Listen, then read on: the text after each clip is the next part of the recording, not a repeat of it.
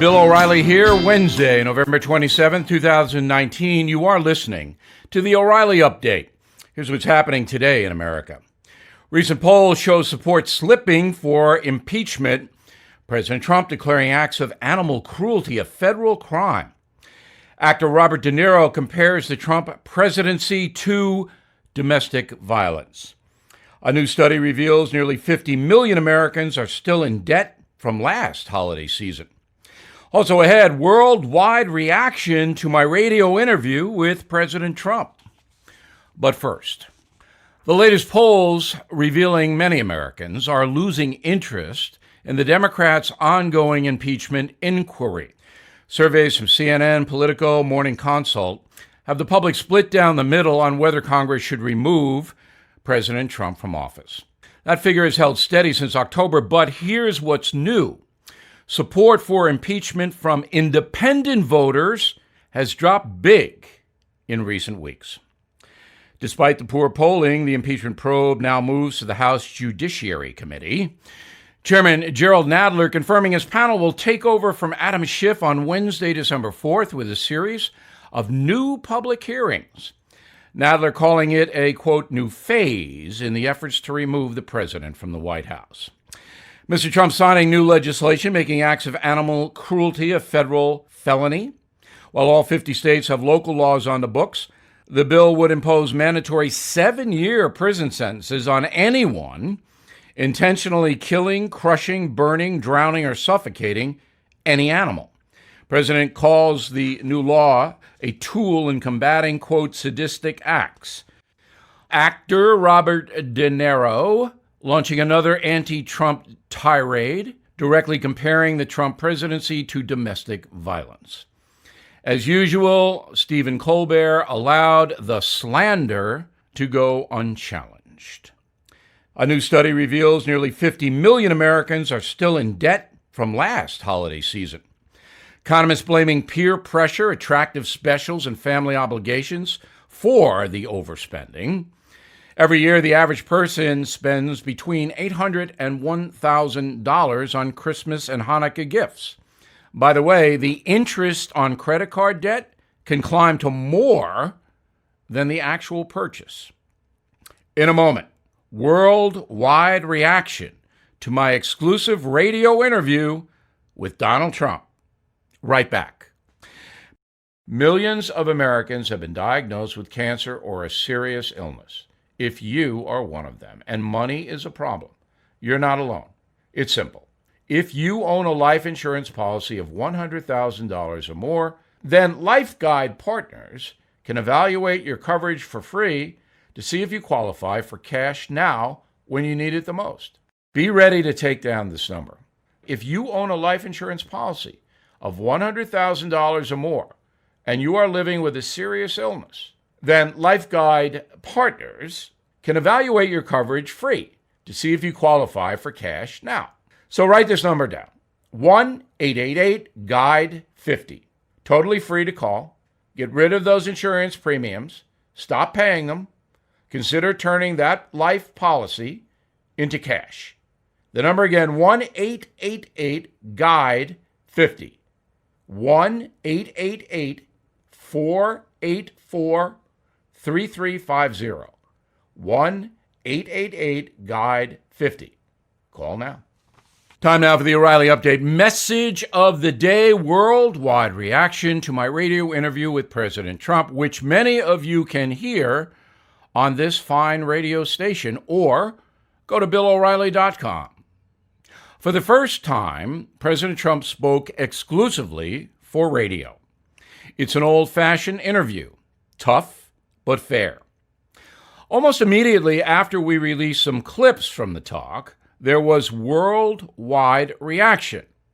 I begin the interview by asking President Trump, if you had to do it all over again, would you mention Joe Biden's name to the president of Ukraine? Because that's what started the whole impeachment thing. If President Trump had not said the name Joe Biden, there would be no impeachment. The president's answer was fairly long, I think you'll find it interesting. But one of the main points that was kind of obscured while he was talking was that he believes this whole Ukraine thing has badly damaged Joe Biden himself. And if Mr. Biden, the former vice president, is the Democratic nominee for president, Mr. Trump will go at him very hard about Ukraine. The second big point in the interview was Rudy Giuliani. He is under federal investigation in New York City. Rudy Giuliani is President Trump's personal lawyer, and he was involved in Ukraine. We don't know to what extent. There have been many allegations, but we don't know if Rudy Giuliani did anything wrong in Ukraine, but we do know that he was involved there. So, me being a simple man, I asked the president a simple question. What was Rudy Giuliani doing in Ukraine at your behest, Mr. President? Again, direct question, and the president said, you'd have to ask him. I don't know. And then he went on to give a more elaborate answer about the former mayor of New York City, which I think you'll find interesting. But that made news right away. In fact, the first and second questions of the interview wound up on 2 out of the 3 network news broadcasts, which is pretty rare these days for them to take an interview from someone else. The third, and I think most fascinating question that made worldwide news was when I asked him if he would designate the Mexican drug cartels as terror groups. President Trump has been hinting about this.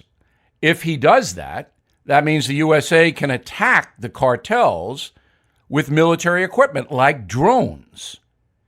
The president said yes. He is working on designating Mexican drug cartels. And remember, more than 100,000 Americans a year die from drug overdoses, traced back to the cartels. But he is working on designating those groups as terrorists. Almost immediately, within the hour, Mexico City sent a message to Secretary of State Pompeo saying we need to have a meeting about this. And that's a message. I'm Bill O'Reilly, and I approved it by writing it. You can listen to the Trump interview later on this station. Also, please check out my book, The United States of Trump. There's an excerpt posted on BillO'Reilly.com. Up next, something you might not know. There are so many reasons to be grateful, and in large part, we have our military and our vets to thank for our liberties and freedom. So here is a message about National Wreaths Across America Day. It's coming up Saturday, December 14th. You can join in the mission to remember our fallen heroes, honor those who currently serve, and teach younger generations the value of freedom. A $15 donation to Wreaths Across America sponsors a fresh handmade balsam fir wreath from Maine with a single red bow. The circular wreath with 10 balsam bouquets is a catalyst for unity, healing, and an expression of gratitude. What started at Arlington National Cemetery has now grown to ceremonies at more than 1,700 other participating locations across the country and overseas. So please sponsor a Veterans Wreath today and show your appreciation. Visit wreathsacrossamerica.org, wreathsacrossamerica.org. Now the O'Reilly Update brings you something you might not know. It is not the holiday season until the Macy's Thanksgiving Day Parade is up and running. Featuring 50 balloons, 25 floats, 8,000 performers, it's the original Miracle on 34th Street. 3.5 million folks will be at the event in Manhattan, with 50 million more watching from home. It's a tradition going back almost 100 years. Most of the time, the parade goes off without a hitch, but sometimes not. Here are a few memorable moments from the Macy's Thanksgiving Day Parade in the past. Back in 1928, organizers intentionally released balloons into the atmosphere, saying it was the easiest way to dispose of the attractions. They even offered a $100 reward if you captured a balloon. Things went well until a giant tiger crashed onto somebody's roof, seriously damaging a home on Long Island. 4 years later, Macy's tried the contest again. This time a balloon collided with a plane. Student pilot Annette Gibson was unable to get the balloon off the wing. Her instructor stepped in to save the day, avoiding an aviation disaster. That was the last time Macy's released balloons. Skipping ahead to 1997, strong winds sent Barney the dinosaur crashing into the side of a building. The balloon suffered major mechanical failure, causing a dangerous situation. After securing the famous children's character, the NYPD stepped in, stabbing Barney dozens of times on live television. R.I.P. The most bizarre mishap occurred in 2012 when the Nassau County Police Department used shredded records to create tons of confetti.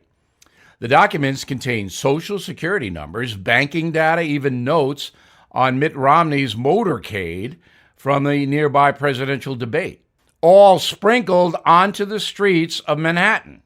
Not good. And here's something you also might not know. It takes a lot to get those balloons off the ground. Macy's is the second largest consumer of helium in the world.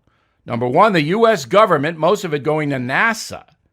No truth to the rumor that much of the hot air winds up in Congress. Back after this. You've been hearing about gold all over the news. Prices continue to climb. Not surprising. Experts warning a recession could happen. But pay attention to the banks. Some of them ran out of cash last Monday night and had to borrow money from the Federal Reserve. Since last week, more than $500 billion has been printed and given to the banks just so they could stay in business. Sound familiar? Remember in 2008 when the Fed had to bail out the banks? Well, it's happening again.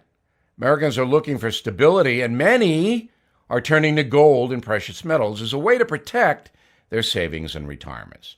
That's why I recommend that you contact American Hartford Gold Group now to learn more. To get you started, American Hartford Gold Group will gift you a free silver coin.